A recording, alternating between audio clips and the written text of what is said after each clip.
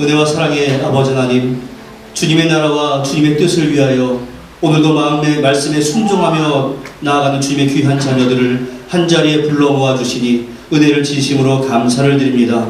이 예배를 통하여 영광 받으시는 주님을 우리가 심령으로 만날 수 있도록 도와주시고, 우리의 심령 가운데 주께서 허락하시는 진정한 화평이 이루어질 수 있도록 은혜 가운데 역사하여 주시옵소서. 예수님의 이름으로 기도하옵나이다. 아멘. 교동문 3번 시편 4편입니다. 내 의의 하나님이여, 내가 부를 때 응답하소서. 곤란 중에 나를 너그럽게 하셨사오니 인생들아, 어느 때까지 나의 영광을 바꾸어 욕되게 하며 헛되기를 좋아하고 거짓을 구하려는가. 여호와께서 자기를 위하여 경건한 자들을 택하신 줄 너희가 알지어다. 내가 그를 부를 때 여호와께서 들으시리로다. 너희는 떨며 범죄하지 말지어다. 자리에 누워 신중에 말하고 잠잠할지어다. 의의 제사를 드리고 여호와를 의지할지어다. 여러 사람의 말이 우리에게 선을 보일 자 누구뇨 하오니 여호와여, 주의 얼굴을 들어 우리에게 비추소서. 주께서 내 마음에 두신 기쁨은 그들의 곡식과 새 포도주가 풍성할 때보다 더하니이다. 내가 평안히 눕고 자기도 하리니 나를 안전히 살게 하시는 이는 오직 여호와이시니이다. 아멘. 전능하사 천지를 만드신 하나님 아버지를 내가 믿사오며 그 외아들 우리 주 예수 그리스도를 믿사오니 이는 성령으로 잉태하사 동정녀 마리아에게 나시고 본디오 빌라도에게 고난을 받으사 십자가에 못 박혀 죽으시고 장사한 지 사흘 만에 죽은 자 가운데서 다시 살아나시며 하늘에 오르사 전능하신 하나님 우편에 앉아 계시다가 전로서 산자와 죽은 자를 심판하러 오시리라. 성령을 믿사오며 거룩한 공회와 성도가 서로 교통하는 것과 죄를 사하여 주시는 것과 몸이 다시 사는 것과 영원히 사는 것을 믿사옵나이다. 아멘.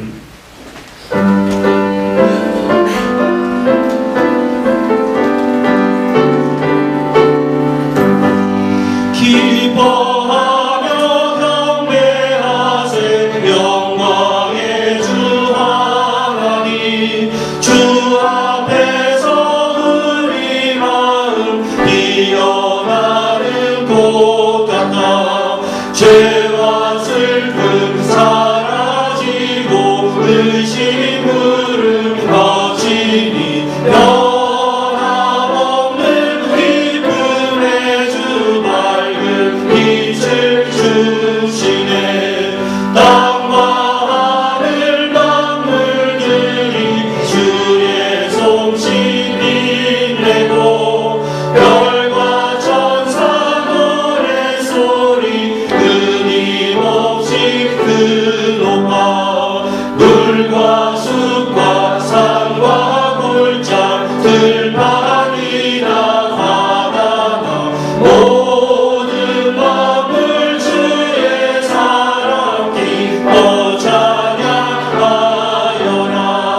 우리 주는 사랑이요 복의 근원이시니 삶의 기쁜 샘이 되어 바다처럼 넘치네.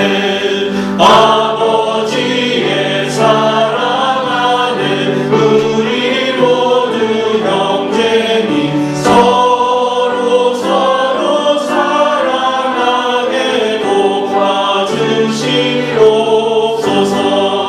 새벽별의 노래 따라 힘찬 찬송 부르니 주의 사랑 주님이여 한맘 내게 하시네. 노래하며 행진하여 싸움에서 이기고 승전가를 높이 불러 주께 영광 돌리세. 아멘.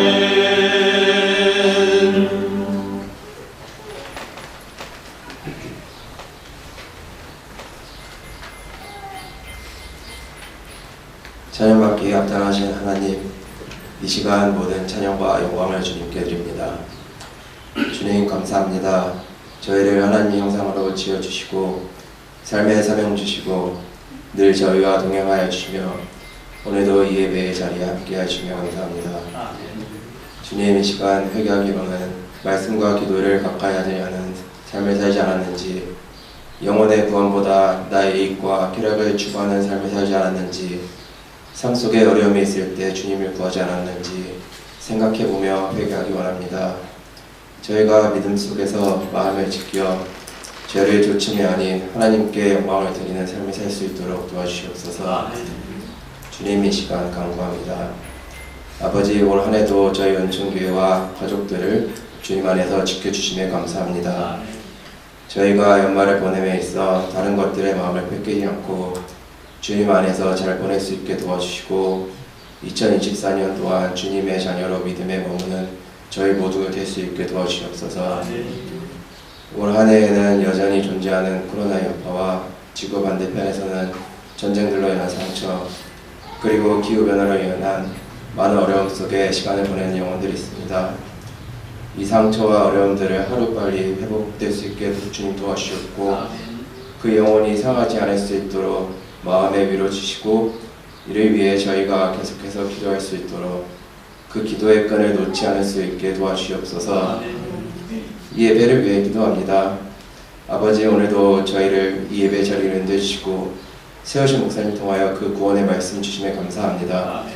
이 말씀을 통하여 저희가 주님께 더욱 나아갈 수 있게 도와주시고 세우신 목사님 두 분과 그 가정에 늘 넘치는 복을 부으시고 건강을 시켜주시옵소서. 오늘 예배에도 찬양과 봉사로 섬기는 손길들이 있습니다. 아버지, 그 손길들의 복을 더하시고 저희 성도들 또한 모두 영육간의 강건함으로 지켜주시옵소서. 오늘도 저희 예배를 받으시는 주님께 감사드리며 이 모든 기도 예수 그리스도의 이름으로 드립니다. 아멘.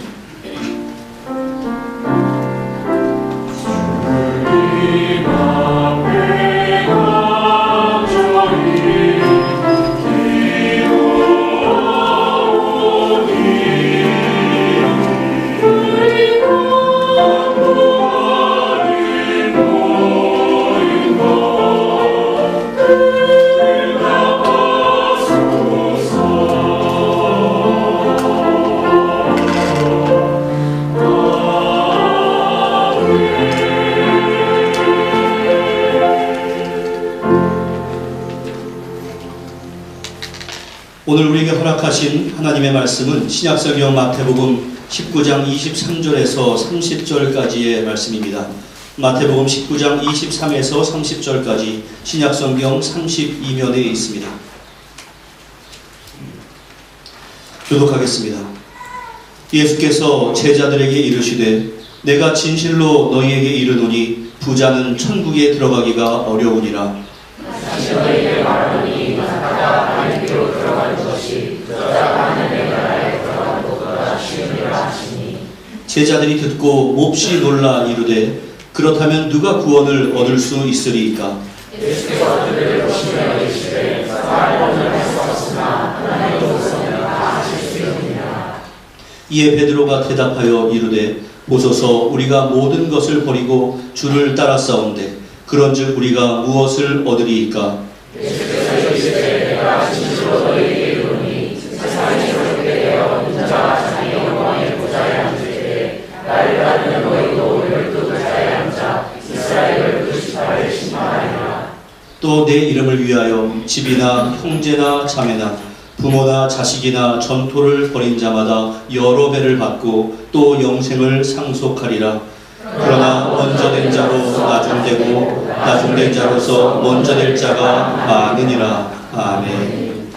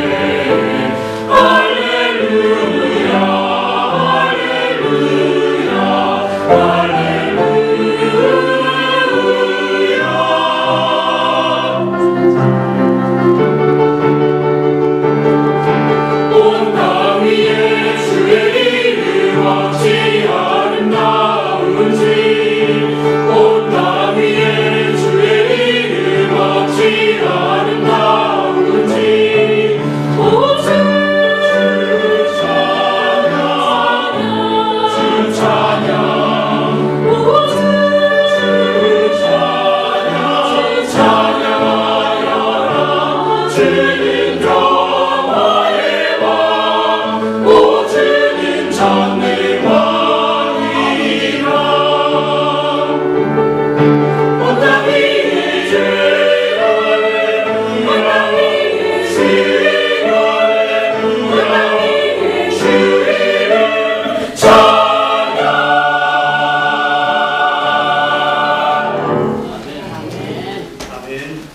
기도하겠습니다. 은혜와 사랑의 아버지 하나님, 이 세상 어느 곳에나 다 계시는 우리 주님 앞에 우리가 마음으로 또 몸으로 우리가 삶으로 찬양을 드릴 수 있도록 은혜를 더하여 주시옵소서. 오늘 말씀 가운데 주께서 깨우쳐 주시고 우리의 가치관과 세계관을 도전해 주시고 그 뜻대로 순종하며 살아가는 우리 모두 될 수 있도록 은혜를 더하여 주시옵소서. 예수님의 이름으로 기도하옵나이다. 아멘. 오늘은 성탄절 이브인데 오늘 본문의 내용은 지난 주일의 본문의 말씀과 끊어서는 볼 수 없는 내용이기 때문에 성탄절의 말씀은 이제 내일 전하기로 하고 오늘은 계속되는 마태복음의 말씀을 전하도록 하겠습니다. 지난 주일에는 제가 한 청년을 소개했습니다. 그 청년은 부자였고 또 젊은 나이에 이미 고위직에 올라서 세상적으로 볼 때 많은 성취를 한 사람이었습니다. 게다가 그는 겸손했고 어릴 때부터 율법을 잘 지키는 도덕적으로 볼 때도 흠이 없는 사람이었습니다. 게다가 그는 예수님을 찾아와서 영생을 얻는 방법에 대해서 질문을 할 정도로 아주 진지한 자세를 가졌던 구도자였습니다. 그러나 그는 영생을 얻는 방법을 잘 알지 못했습니다. 그는 자신이 무엇인가를 잘하면 영생을 얻는 것으로 생각을 했습니다. 그래서 예수님을 향해서 선생님이여 내가 무슨 선한 일을 하여야 영생을 얻으리까? 라고 질문합니다. 이것은 전제가 잘못된 질문이었습니다. 왜냐하면 우리가 아무리 선한 일을 잘한다 할지라도 하나님을 만족시킬 만큼의 선한 자가 될 수는 없기 때문에 그렇습니다. 그런 상황에서 예수님께서는 그 많은 것을 소유하고 있는 그 청년의 마음을 지배하고 있는 것이 무엇인가 이것을 간파하셨습니다. 바로 그것은 재물이었습니다. 그래서 예수님은 그에게 말씀하셨습니다. 가서 너의 소유물들을 팔아서 가난한 자들에게 주거라. 그리하면 하늘의 보화가 너에게 있을 것이다. 그리고 나서 나를 따르거라. 예수님께서 먼저 그 청년을 부른 것이 아니었습니다. 자신이 예수님을 찾아와서 물어봐 놓고 예수님께서 그럼 이렇게 하여라 라고 하니까 그의 반응이 어떠했습니까? 그 청년이 재물이 많음으로 이 말씀을 듣고 다시 말해서 재물을 포기하여라 이 말씀을 듣고 근심하며 가니라 라고 끝을 맺고 있습니다. 사실 이 청년의 자세는 앞뒤가 맞지 않는 태도입니다. 자기가 어떻게 하면 영생을 얻겠습니까? 라고 물어봐 놓고 이렇게 하여라 라고 하니까 나는 못하겠습니다. 이렇게 하는 건 아니겠습니까? 그런데 여러분 그것은 그 사람만의 태도가 아닙니다. 우리 모두가 다 그러한 삶의 자세를 가지고 살아가고 있습니다. 우리는 하나님의 말씀을 듣기 위해서 신앙생활하는 것이고 그 하나님의 말씀을 듣기 위해서 교회를 찾아옵니다. 그리고 말씀을 통해서 우리의 구원의 길이 무엇인가 이것에 대해서 배우기도 하고 우리가 이 땅 가운데서 어떻게 살아가야 마땅한 것인가 그것에 대해서도 이 말씀을 통해서 제시받습니다. 그럼에도 불구하고 우리는 많은 경우에 있어서 그 배운 대로 따르지 않습니다. 모순 아니겠습니까? 그런데 왜 그렇게 하는가? 내가 주님의 말씀대로만 살아가기에는 이 세상 가운데서 손해보는 것이 참으로 많이 있기 때문에 그렇습니다. 그 청년은 재물을 지킬 수 있었을지는 모르지만 영생의 은혜를 얻을 수 없었던 것과 마찬가지로 우리가 하나님의 뜻을 들어서 알고 있음에도 불구하고 그것을 따르지 아니할 때 우리는 그 청년과 마찬가지로 겉은 신자의 모습을 가지고 있지만 하나님의 구원의 은총을 누리지 못할 수도 있다는 사실을 우리는 분명한 경고로 받아들여야 합니다. 특별히 이 청년의 사건이 오늘 본문에도 나와 있고 마가복음 10장에도 나와 있고 누가복음 18장에도 나와 있는데 한결같이 어린 아이에 대한 예수님의 가르침에 이어서 기록이 되어 있습니다. 사람들이 자신들의 자녀를 안수하고 기도해 주기를 바라는 마음으로 아이들을 데리고 예수님 앞에 왔습니다. 얼마나 아름다운 마음입니까? 그런데 제자들은 오히려 그 사람들을 꾸짖었습니다. 소위 말해 애들은 가라 이겁니다. 그러나 주님은 바로 그 어린아이들을 향해서 천국이 다른 사람이 아니라 바로 이런 어린아이와 같은 자들의 것이다 라고 말씀을 해주셨습니다.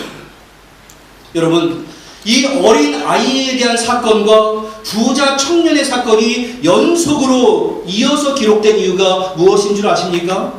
바로 이 둘을 비교하기 위해서입니다. 아이들은 부모에 대해서 절대성을 가지고 있습니다. 다시 말해서 마음이 나뉘지 않았다라는 의미입니다. 마찬가지로 하나님의 자녀들이 하나님에 대해서 절대성을 가지고 있어야지 그 마음이 나눠버린다면 하나님의 진정한 자녀가 아니고 천국을 소유할 수 없다라고 하는 것을 말씀하시기 위함입니다.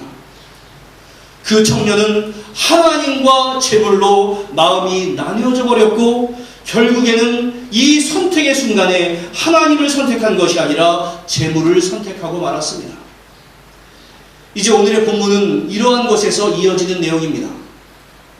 예수님은 바로 이 기회를 놓칠 수가 없었습니다. 그래서 바로 제자들에게 말씀을 해주시는데 내가 진실로 너희에게 이르노니, 예수님께서 진실로 너희에게 이르노니 이렇게 말씀하실 때는 아주 강조하는 말씀입니다. 내가 진실로 너희에게 이르노니 부자는 천국에 들어가기가 어떠하니라? 어려우니라. 이거 실망스러운 말씀입니다. 이것은 엄청난 선언이었습니다. 예나 지금이나 대부분의 사람들의 인생 목표가 부유해지는 것인데 부자가 천국에 들어가는 것이 어렵다라고 말씀하시니 이것은 정말로 실망스러운 말씀입니다. 그리고 이 말씀이 만약 근거가 된다라고 한다면 우리가 부를 추구하면서 살아가는 것이 마치 죄의식을 가지면서 살아가야 하는 것이 아닌가, 이런 생각이 들 수도 있습니다. 그리고 제가 지난 주일에 말씀드린 바와 같이 재물 그 자체는 죄도 아니고 선도 아니고 중립적인 것인데 재물을 많이 갖는다고 해서 천국에 가지 못한다라고 한다면 그 또한 불공평한 일 아니겠습니까? 그런데 지금 주님께서 강조하시는 바는 재물에 대한 지나친 탐욕이 우리가 구원의 길을 가는데 얼마나 크나큰 장애물이 되는 줄 아느냐, 이것을 제자들에게 경고하시기 위함입니다. 그리고 그 대표적인 예가 조금 전에 만났던 부자, 관리, 청년의 예였습니다. 하지만 여러분들, 여기서 우리는 분명히 알아야 합니다. 주님께서는 지금 가난한 사람이라고 해서 영생에 들어갈 수 있는 것이고 부자라고 해서 영생에 들어가지 못한다라고 말씀하는 것이 아닙니다. 부자가 그 돈의 힘을 더 크게 발휘하기 위해서 돈에 집중해서 살아가면 하나님을 잊어버리는 것도 구원의 길을 상실하는 이유가 되는 것이고, 가난한 자가 그 가난에 벗어나기 위해서 열심히 돈을 버는 것 자체가 잘못일 수는 없지만 그 목적을 위해서 하나님을 잊어버리는 것도 천국을 상실하는 이유가 될 수 있다라는 그러한 말씀입니다. 그런데 예수님께서 부자에 대해서 특별하게 말씀하신 것은 조금 전에 그 부자 청년이 하나님과 재물 사이에서 재물을 선택한 것처럼 부자들의 경우에 그 재물에 의존하고 그 힘을 잃어버리는 정도가 더 클 가능성이 있다라는 것을 말씀하는 것입니다. 그런 의미에서 부자는 천국에 들어가지 못한다, 다시 말해서 부자는 천국에 들어가는 것이 불가능하다, 이렇게 말씀한 것이 아니라 어렵다라고 말씀을 해주신 겁니다. 그러면서 예수님은 그것을 더욱더 강조하기 위해서 아주 특별하지만 당연한 것 같은 비유의 말씀을 주시는데 24절 말씀 우리 같이 읽겠습니다. 시작. 다시 너희에게 말하노니 낙타가 바늘귀로 들어가는 것이 부자가 하나님의 나라에 들어가는 것보다 쉬우니라 하시니, 낙타와 이 바늘귀에 대해서 지금까지 아주 다양한 해석이 시도가 되었습니다. 바클레이라고 하는 분은 이 바늘귀는 진짜 그 바늘의 구멍을 말하는 것이 아니라 작은 문을 의미하는 것이다, 이렇게 해석을 하기도 했습니다. 흔히 성곽을 두르고 있는 도시에는 큰 문과 작은 문이 있었는데, 큰 문은 낮에 사람이나 수레들이 자유롭게 통과하는 문이고, 밤에는 그 큰 문은 닫아놓고 작은 문으로 통과하게 했다라고 합니다. 그런데 이 작은 문은 적군의 기습을 막기 위해서 서서는 들어갈 수 없을 정도로 아주 작게 만들어 놓았는데, 당시 사람들은 그 문을 바늘귀 문, 이렇게 불렀다고 합니다. 따라서 이 비유는 당시 이스라엘 사람들이 가장 큰 짐승 가운데 하나로 이해하고 있는 이 낙타가 이 작은 문으로 통과하는 것이 어렵다라고 하는 것을 비유하기 위해서 그 바늘귀다라고 말씀을 한다고 해석을 하기도 합니다. 또한 그 유명한 요한 칼빈이라고 하는 분은 낙타를 가리키는 말의 헬라어가 카멜로스이고, 배에서 주로 사용되는 그 밧줄의 헬라어는 카밀로스, 카밀로스 이론적으로 미루어서 낙타가 아니라 밧줄이 바늘길을 통과하는 것이 어렵다라고 해석을 해주기도 합니다. 어떤 것이 올바른 해석인지는 알지 못하겠습니다. 하지만 이러한 해석이든 저러한 해석이든 이 문자 그대로 낙타와 바늘길을 의미한다고 해석하든지 간에 통과하기에 거의 불가능한 것을 의미한다라고 하는 것을 말하는 데서는 일치하고 있습니다. 왜 주님께서 이러한 말씀을 하셨겠습니까? 이 재물이라고 하는 것이 우리가 인생을 살아가는데 반드시 필요한 것이기는 하지만, 우리의 인류의 역사를 통해서 볼 때 하나님과 대적할 만한 가장 막강한 존재가 바로 재물, 돈이었기 때문에 그렇습니다. 그래서 주님은 사람들이 재물과 하나님을 겸하여 섬길 수 없다라고까지 말씀을 해주기도 했고, 인류 역사상 모든 우상들은 바로 재물에 대한 우상이었다라는 것을 우리는 알 수 있습니다. 그런데 주님께서 부자는 천국에 들어가기가 어렵다, 이렇게 말씀하니까 제자들은 아주 깜짝 놀랐습니다. 그래서 예수님, 그렇다고 한다면 누가 구원을 얻을 수 있겠습니까? 라고 물어봅니다. 그 이유는 이렇습니다. 오늘날 우리는 부자와 천국이 아무 상관이 없다라고 하는 것을 알고 있습니다. 다시 말해서 부자가 된다고 해서 천국에 들어가는 것은 아니다라는 것은 지극한 상식입니다. 그러나 전통적으로 유대인들은 재물과 부는 하나님의 축복이고, 가난과 빈곤은 하나님의 저주를 의미한다라고 생각을 했습니다.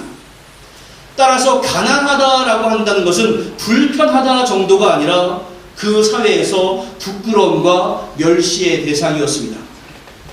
그래서 예수님의 제자들은 하나님의 크나큰 복을 받은 저 부자들이 구원을 받지 못한다면 우리와 같은 사람들은 당연히 구원에서 제외되는 것 아닙니까? 이러한 의미에서 몹시 놀라서 그렇다면 누가 구원을 얻을 수 있겠습니까? 라고 물어본 것이었습니다. 그때 예수님께서 하신 말씀이 사람으로서는 할 수 없으나 하나님으로서는 다 하실 수 있느니라, 이러한 말씀이었습니다. 여기서 사람으로라고 하는 말은 사람의 판단으로, 사람의 힘이나 사람의 능력으로, 이러한 뜻으로서 사람들의 모든 노력을 가리키는 말입니다. 주님은 사람의 행함, 즉 도덕적인 선행과 자신의 결단이나 재산을 많이 모은 것 등으로는 구원이 절대적으로 불가능하다라는 것을 말씀해 주셨습니다. 그래서 주님은 하나님으로서는 다 할 수 있느니라 라고 말씀하심으로 말미암아 구원은 사람의 영역이 아니라 전적으로 하나님께서 행하시는 일이다 라고 그 제자들 앞에서 확실하게 공언을 해 주신 것이었습니다. 당시의 문화 가운데서 하나님께 복받았다라고 여겨지던 그 청년 관리조차도 천국에 갈 수 없다라고 한다면 우리 같은 사람이 천국에 갈 수 있을 것인가 라고 하는 그 절망에 빠진 제자들을 예수님께서는 아니야, 그 재물이 천국의 조건이 아니야 라고서 격려하시고 하나님에 대한 새로운 믿음을 갖게 하시고 하나님의 은혜가 얼마나 풍성한 줄 아니 이러한 소망을 품게 하기 위해서 이러한 맥락의 말씀을 주신 겁니다. 그래서 자신이 가진 환경과 조건을 볼 때는 천국의 백성이 아닌 것처럼 여겨지던 사람들, 당시의 죄인들이나 세리나 창녀들이나 모든 사람들에서 멸시를 당하고 있었던 그러한 사람들조차도 하나님의 방법으로 말미암아 구원받은 하나님의 백성이 될 수 있는 것이고, 낙타가 바늘길을 통과하는 것보다 어렵다고 하신 그 부자들이라 할지라도 하나님의 강권과 그분의 능력에 의해서 구원의 가능성이 있다라고 하는 것을 우리 주님은 제시를 해주고 있는 겁니다. 그들이 더 이상 세상에서 어떤 것을 성취하는 것, 이것에 매몰되지 아니하고 하나님의 은혜와 하나님의 사랑의 부르심을 믿음 가운데 받아들임으로 말미암아 구원받은 하나님의 백성이 될 수 있는 것이며, 가장 소중한 것이 무엇인가를 알게 되기 때문에 자신의 소유를 하나님의 나라와 그분의 영광을 위해서 마음껏 활용할 수 있게 되는 겁니다. 지금까지 당시의 문화 속의 사람들은 재물을 많이 모으는 것이 하나님의 축복이요 하나님의 선택받은 증거라고 여겼기 때문에 그것이 베풀어지지 아니하였고 그저 움켜쥐며 살아왔습니다. 그때 예수님께서 그 재물을 포기하고 나를 따라라 라고 했을 때, 그렇기 때문에 그 사람은 그 재물을 포기할 수 없었던 것이었습니다. 그런데 이 말씀을 들으니까 베드로가 자신들의 미래는 어떠한가 이러한 궁금증이 생겼습니다. 그래서 예수님께 질문합니다. 이에 베드로가 대답하여 이르되, 예수님 보소서, 우리가 모든 것을 다 포기하고 주님을 따라 싸운데 그런즉 우리가 무엇을 얻을 수 있겠습니까? 그 부자 청년은 자기의 것을 포기하지 못하고 돌아갔는데 우리는 우리의 모든 것을 다 포기하고 주님을 따라갔습니다. 우리에게는 어떠한 상이 있겠습니까? 라고 하는 질문입니다. 예수님께서 그 부자 청년이 자기의 것을 포기하지 못했기 때문에 천국의 백성이 될 수 없었다고 하신 그 말씀을 듣고서는 모든 것을 포기한 자신들에게는 어떤 일이 벌어질 것인가, 이것에 대해서 질문한 겁니다. 이러한 베드로의 질문이 자신들의 어떠한 금전적인 보상이라고에 대해서 질문했다고 이해하는 사람들도 종종 있습니다. 그리고 높은 위치라고 생각했다고 주장하는 사람들도 종종 있습니다. 왜냐하면 이 제자들은 예수님께서 체포되는 바로 그날까지도 내가 어떻게 하면 높은 자리에 올라갈 것인가, 이것을 가지고 다툰 사람들이기 때문에 그렇습니다.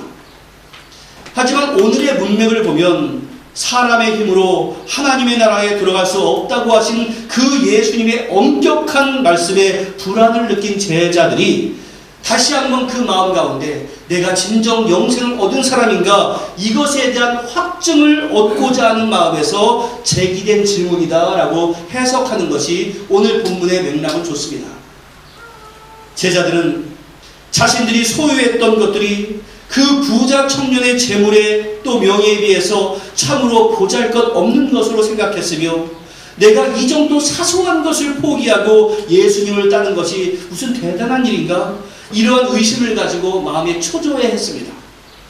그에 대해서 예수님은 앞으로 제자들이 누리게 될 큰 영광이 얼마나 위대한 것인가, 이것을 말씀해 주심으로써 자신의 것이 아무리 사소하다 할지라도 그 모든 것을 포기한 자들이 앞으로 누리게 될 영광이 얼마나 크고 놀라운 것인가, 이것에 대해서 가르쳐 주셨습니다. 따라 주십시오. 버림으로 얻는 것. 버림으로 얻는 것이 바로 구원이 가지고 있는 아주 신비한 역설, 패러독스입니다. 세상에 많은 것들을 얻기 위해서 노력했던 그 사람은 가장 소중한 것을 잃어버리는 자가 되겠지만, 이 땅에서 가장 소중한 것이라고 여겨지는 그것들을 포기하는 자들은 가장 놀라운 것을 얻을 수 있다라고 하는 것이 우리 주님의 가르침입니다.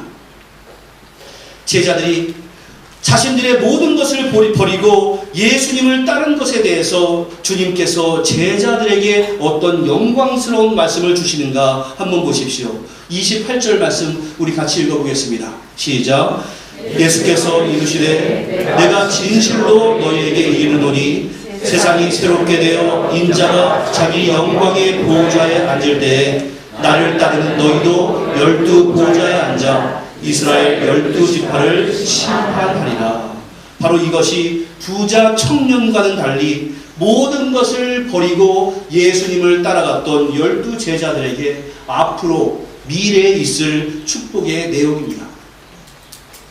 여기서 세상이 새롭게 되어 인자가 자기 영광의 보좌에 앉을 때, 이것은 예수님의 재림 이후에 완성된 하나님의 나라에서 이제 예수님께서 영광의 자리에 앉으실 때 이것을 의미합니다. 이것은 실제로 눈에 보이는 의자를 의미하는 것이 아니라 마지막 심판 때에 분명히 영원한 심판이 있을 것이다, 이러한 말씀이고, 그 심판의 자리에서 예수님께서 심판의 주가 되신다, 이러한 의미입니다. 그런데 예수님께서는 오직 예수님만 그 영광의 자리에 앉는 것이 아니라 모든 것을 버리고 예수님을 따라왔던 12명의 제자들도 그 영광의 자리에 앉아서 예수님의 보조 심판자로서의 역할을 감당하게 될 것이다 라고 하는 상상조차 할 수 없었던 놀라운 축복을 그 제자들에게 말씀하셨습니다. 여러분, 앞에 나온 그 부자 청년과 예수님의 제자들을 사회적인 위치로 보자면 정말로 초라할 수밖에 없었을 겁니다. 예수님의 제자들은 갈릴리 호수에 조그만 어선 정도를 가진 것, 그것이 그들의 전 재산이었습니다. 물론 그것이 자기들에게는 전 재산이었겠지만 그 부자 청년의 소유와는 비교할 수 없을 정도로 별것이 아니었습니다. 그 청년은 고위 관직을 가지고 있었지만 예수님의 제자들 가운데는 유대 공동체에서 가장 멸시당하던 세리도 있었습니다. 세상은 그 소유와 사회적인 위치를 가지고 그 청년과 같은 한쪽은 존경하고 이 제자들과 같은 다른 한쪽은 낮게 여겼을 겁니다. 이게 세상의 가치관입니다.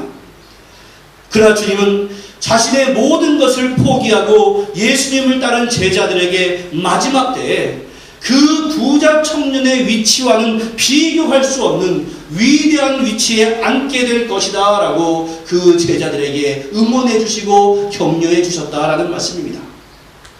사랑하는 성도 여러분, 바로 이것이 우리가 신앙생활하는 이유입니다.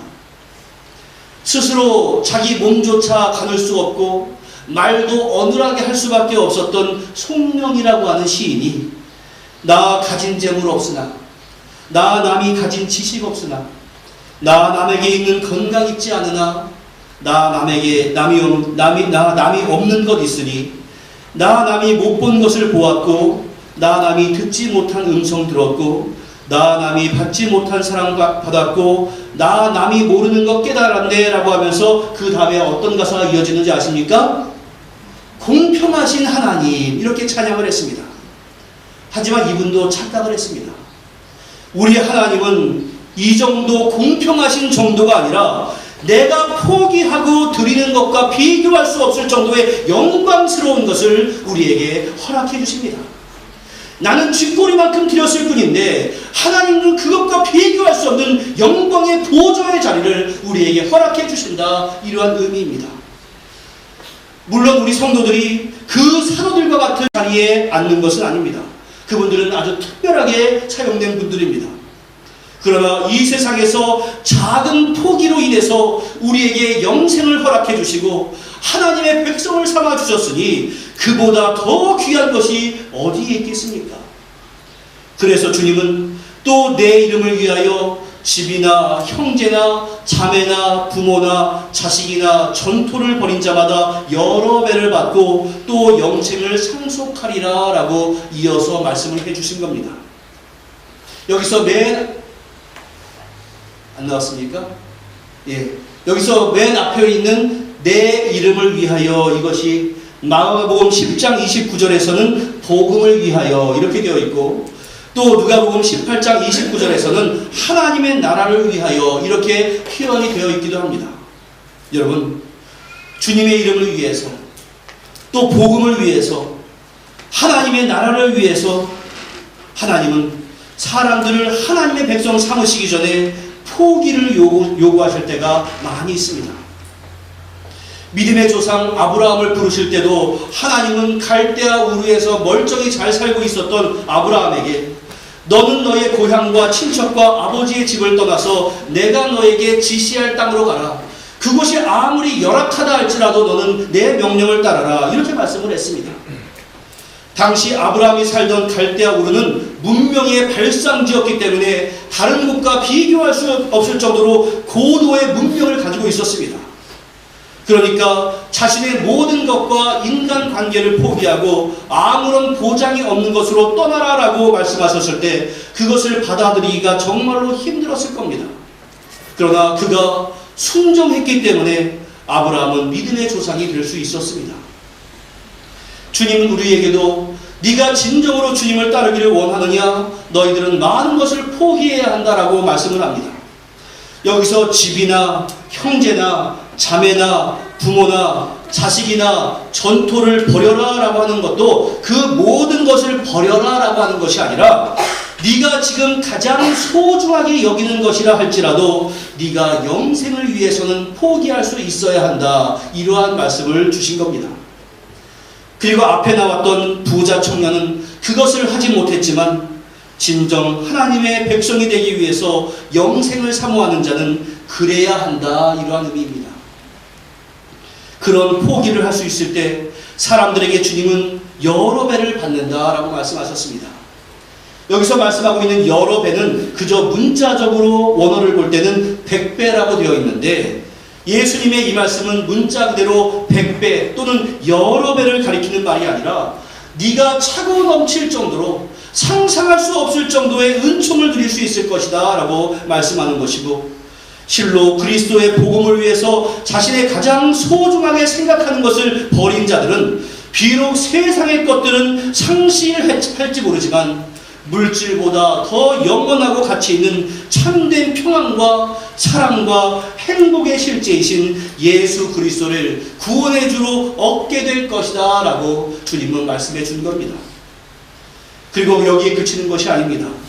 주님은 영생을 상속할 것이다 라고 말씀을 해주셨습니다. 구원을 통한 영생은 하나님의 최고의 선물이고 바로 그 영생을 이루시기 위해서 예수님은 이 땅에 오셨습니다. 바로 그것이 예수님의 목적입니다. 하나님이 세상을 이처럼 사랑하사 독생자를 주셨으니 이는 그를 믿는 자마다 멸망하지 않고 영생을 얻게 하려 하심이니라. 그 영생은 우리가 영원히 누릴 수 있는 최고의 복입니다. 그러니까 여러분들 세상에 집착하다가 그 영생을 잃어버린다면 우리는 모든 것을 잃어버리는 것입니다. 그래서 주님은 이렇게 말씀합니다. 마지막 30절 말씀 우리 같이 읽습니다. 시작. 그러나 먼저 된 자로서 나중되고 나중된 자로서 먼저 될 자가 많으니라. 그러니까 네가 지금 많은 것을 누리고 있다고 해서 때로는 내가 신앙의 높은 위치를 차지하고 있다고 해서 태만하지 말아라. 역전될 수도 있다라는 것을 말씀해 줍니다. 본문에서 이 격언은 메시아의 통치 아래서 벌어지고 있는 대역전을 암시하고 있습니다. 부자 청년같이 이 세상의 삶을 추구하는 자들은 당장에는 많은 것을 취득하게 되고 그 힘을 가지고 많은 것을 누리는 것 같지만 영원한 하나님의 나라를 잃어버리게 될 것이고 이 제자들과 같이 모든 것을 포기하고 따르는 자들은 역설적으로 종말의 때에 가장 높은 자리에 앉고 바로 그것이 많은 것을 소유하는 자다라는 의미입니다. 그러므로 천국에서는 어린 아이와 같이 낮은 자리로 내려가고 겸손한 삶을 살아가는 자들이 가장 큰 자인 것을 너희들은 기억하여야 한다라는 것이 주님의 가르침입니다. 사랑하는 성도 여러분, 우리는 세상에서 물질적인 풍요를 누린 사람 보면서 복 받았네 이렇게 이야기합니다. 우리가 말하는 것들의 태반이 그렇습니다. 그래서 또한 높은 위치를 차지하는 사람들을 보면서 네 아들이 그렇게 됐어? 야, 복 받았네 이렇게 말하는 것도 아무렇지도 않게 이야기합니다. 그리고 그에 따른 명성을 얻은 사람들을 특별하게 생각하면서 야, 복 받은 가문이야 이렇게 말하기도 합니다. 그러나 천국은 세상에서 특별한 것을 이룬 사람을 위해 존재하는 것이 아니라 오히려 세상의 그러한 것들이 얼마나 허무한 것인가 이것을 깨닫고 하나님의 아들이신 예수님의 말씀을 그대로 순종하는 자들에게 주어지는 최고의 복입니다. 주님께서 말씀하셨기 때문에 내 욕망은 저기를 쫓아가고 있지만 거기서 수납하는 자가 영생의 복을 얻는 것이고, 나는 정말로 가기 싫지만 주님께서 가라고 말씀하셨기 때문에 그것을 따라가는 자가 바로 영생의 복을 얻는 자. 주님 말씀하시니 내가 갑니다.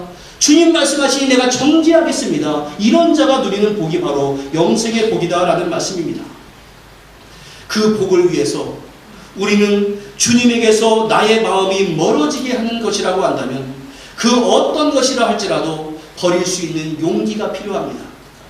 왜 제가 용기라고 말씀드리냐 하면은 내가 이 움켜쥐고 있는 것을 놓게 되면 죽을 것 같은 아쉬움이 있기 때문에 그렇습니다. 그래서 용기입니다. 그것을 포기하는 것이 참된 지혜이고, 그 지혜를 따라서 주님을 따르는 사람은 세상이 누릴 수 없는 참된 영적인 부요와 영원한 생명을 누리게 되는 것입니다. 여러분, 그런 은총을 사모하시고 또한 사모한 대로 순종할 수 있는 우리 모두가 될 수 있기를 주님의 이름으로 간절히 축원합니다. 기도하겠습니다. 은혜와 사랑의 아버지 하나님, 신앙생활 한다라고 하는 것이 정말로 어려운 것임을 우리가 고백할 수밖에 없습니다. 내 욕망이 추구하는 것을 포기해야 할 때가 많이 있고, 내가 하기 싫은 것을 해야 할 때도 많이 있습니다. 하지만 그것이 주님께서 명령한 길이라고 한다면, 그리고 그것이 주님께서 나에게 제시한 구원의 길이라고 한다면 오늘 그 말씀대로 순종할 수 있는 용기를 우리 모두에게 허락하여 주시옵소서. 세상의 것을 많이 누리게 되었다고 복받는 인생이 되는 것이 아니라 천국의 소망과 그 소망이 이루어진 것이 가장 큰 복임을 우리가 인식할 수 있도록 주여 도와주시고, 그 인식한 대로 성실하게 살아드리는 우리 모두가 될 수 있도록 주여 역사하여 주옵소서. 예수님의 이름으로 기도하옵나이다. 아멘.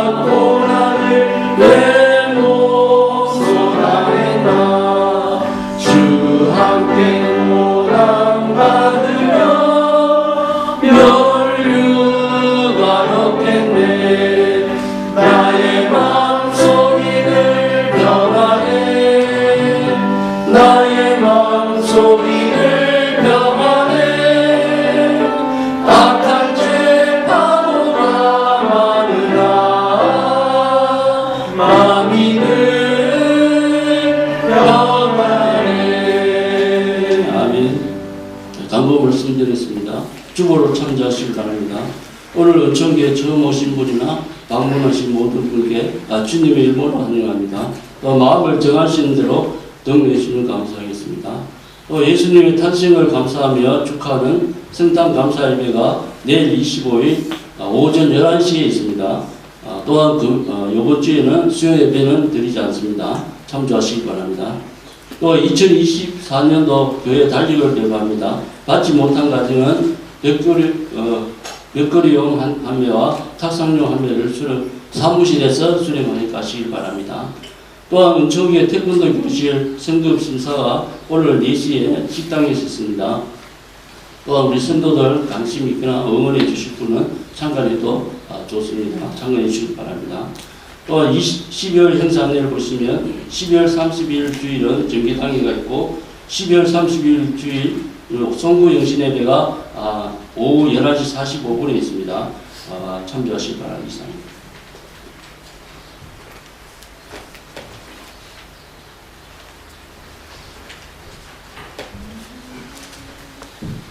오늘 반가운 분이 있어서 소개를 좀 드리도록 하겠습니다.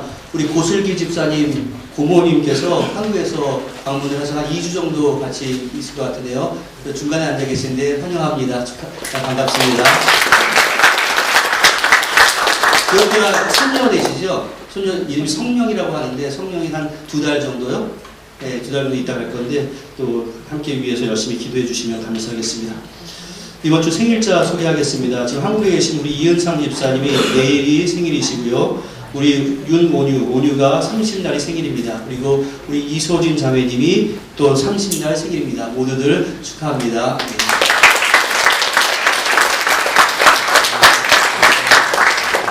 네, 한 주 좀 미리 말씀드리자면 이번 성탄 감사 예배는 내일 11시에 있을 것이고 송구 영신 예배는 그 장소를 미리 말씀드리면 예배당에서 드리지 아니하고 우리가 식당에서 드리게 될 겁니다. 왜냐하면 이곳에 있는 그 인도 어떤 커뮤니티에서 한 150명 정도가 되는데 지금 우리가 이곳에서 할 수 있겠느냐라는 그 부탁이 들어와서 폴린 목사님한테 그렇게 해도 괜찮겠다고 말씀을 드렸고요. 대신 그분들이 들어주면 좋겠는데 이 뒤에 있는 카파크는 우리가 사용할 수 있게 했어요. 그러니까 일단은 그 사람들이 와서 하면 어떻게 될지 걱정이 되긴 하는데 그분들은 9시부터 하거든요. 그러니까 그 카파크는 일단 얘기가 된 상태니까 염려하지 마시고 그때 오시면 될 것 같습니다. 예, 감사의 제목 함께 나누겠습니다. 주님 범사에 감사합니다. 범사에 향한 감사를 드립니다. 결혼 8주년을 맞아 감사드립니다. 26일이 결혼기념일인가요? 네, 우리 미수 집사님하고 장희 집사님이 벌써 8주년이에요. 감사합니다. 예. 또 은혜 가운데 코스타를 마치게 하심을 감사드리며 받은 은혜와 사랑을 늘 품고 사는 딸이 되게 하옵소서라고 하는 그러한 감사와 기도의 제목들이 있었습니다. 우리 함께 기도하겠습니다. 은혜와 사랑의 아버지 하나님 참 감사합니다.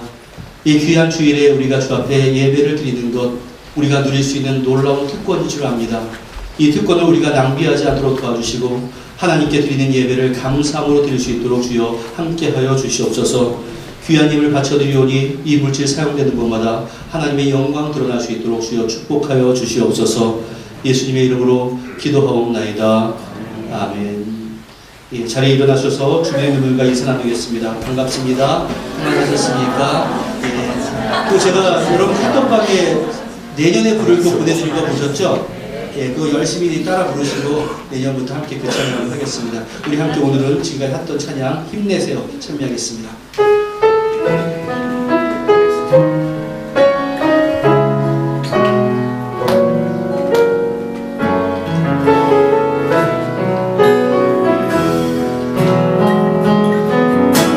세상 일이 내 맘대로 되지 않는데 힘들고 포기하고 싶을 때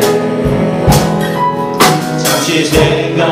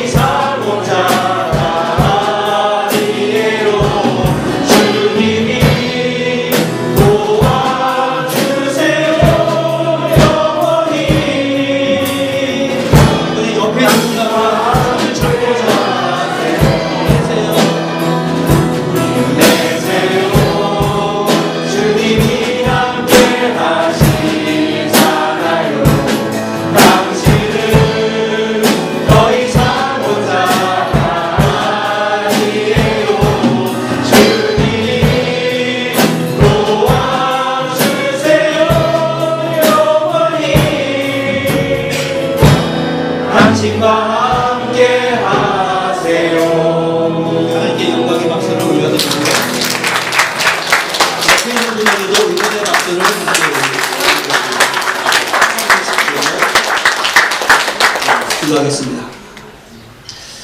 은혜와 사랑의 아버지 하나님, 우리가 하나님의 동행하심을 잊고 살아가는 자 되지 않도록 주여 함께하여 주시옵소서. 내가 하나님의 손을 잡고 놓고 있으면서 마치 하나님께서 내 손을 놓아버린 것처럼 느끼면서 살아가는 그러한 인생 되지 않도록 나의 마음과 나의 삶을 주장하여 주시옵소서. 2023년에 동행하신 하나님께서 또한 2024년에도 동행하심을 믿고 또 2024년뿐만이 아니라 나와 영원토록 함께 하심을 믿고 주님을 의지합니다.